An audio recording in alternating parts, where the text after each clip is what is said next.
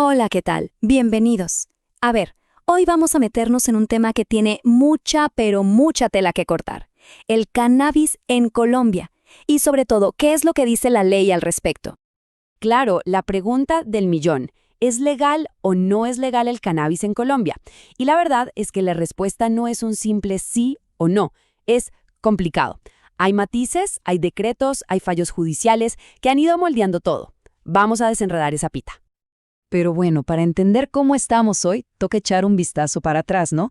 Ver un poco la historia de cómo el cannabis llegó a ser lo que es hoy en el país. Miren, el recorrido del cannabis aquí ha sido larguísimo. Imagínense, en la colonia el cáñamo se usaba por sus fibras, algo totalmente industrial. Pero ya para los años 20, sobre todo en los puertos del Caribe como Barranquilla, la cosa cambió y empezó el uso recreativo. Claro, eso prendió las alarmas, y para los 40 el gobierno le puso las primeras restricciones, y de ahí, ¡boom!, los años 70 y la famosa bonanza marimbera, una producción que se disparó especialmente en la Sierra Nevada de Santa Marta y que puso a Colombia en el mapa mundial del cannabis y bueno, también en la mira de la prohibición. Y así, con esa historia de fondo, llegamos a los años 90. Y aquí, justo aquí, todo empezó a cambiar.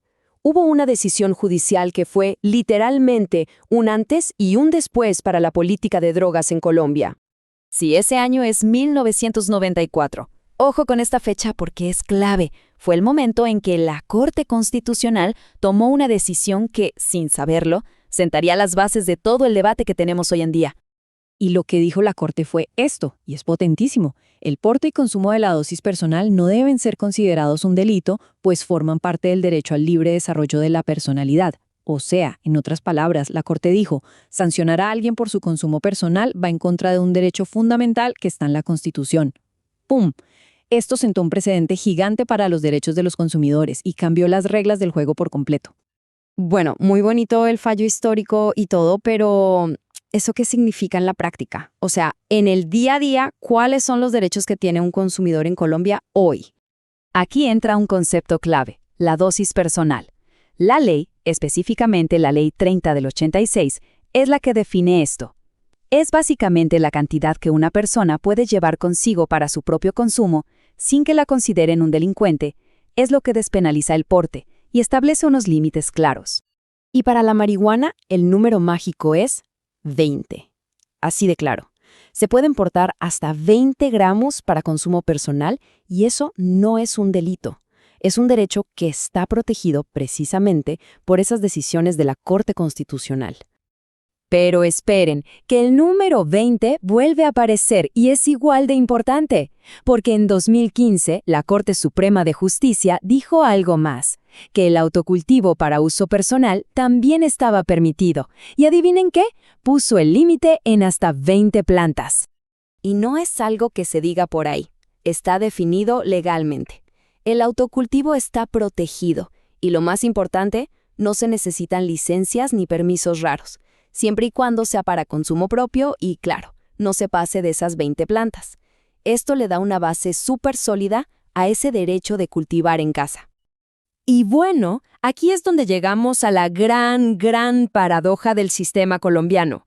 Piénsenlo, es legal portar, es legal consumir, es legal autocultivar, pero es totalmente ilegal comprar o vender.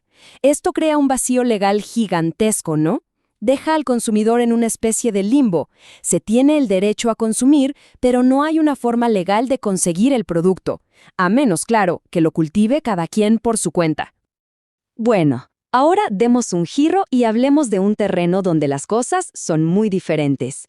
Un área donde sí hay un mercado legal y además súper regulado. El cannabis para uso medicinal.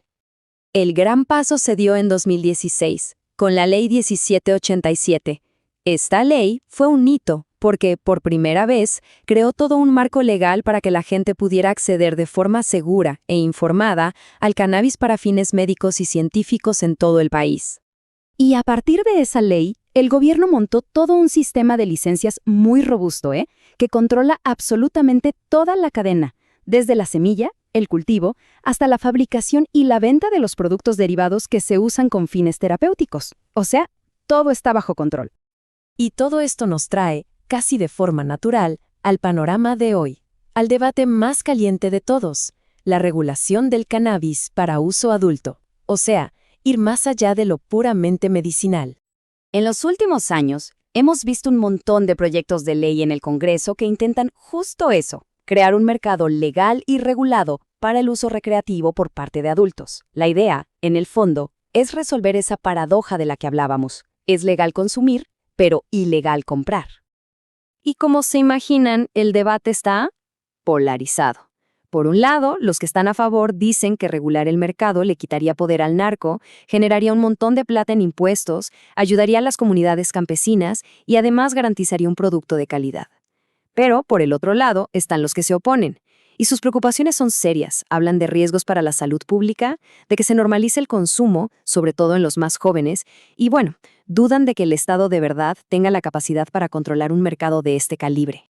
Entonces, si lo vemos en perspectiva, el recorrido ha sido increíble. Pasamos de la prohibición absoluta a despenalizar el consumo personal y a tener hoy un mercado medicinal fuerte y regulado. La gran pregunta que sigue en el aire y que es el centro del debate en el Congreso es, ¿y ahora qué? ¿Cuál es el siguiente paso para el uso adulto? En un tema que cambia tan rápido, mantenerse bien informado es fundamental. Para quienes quieran profundizar más y seguirle el pulso a esta conversación, una muy buena recomendación es buscar a la gente de identidad canábica en sus redes. Y bueno, por ahora lo dejamos aquí. Gracias por acompañarnos en este recorrido.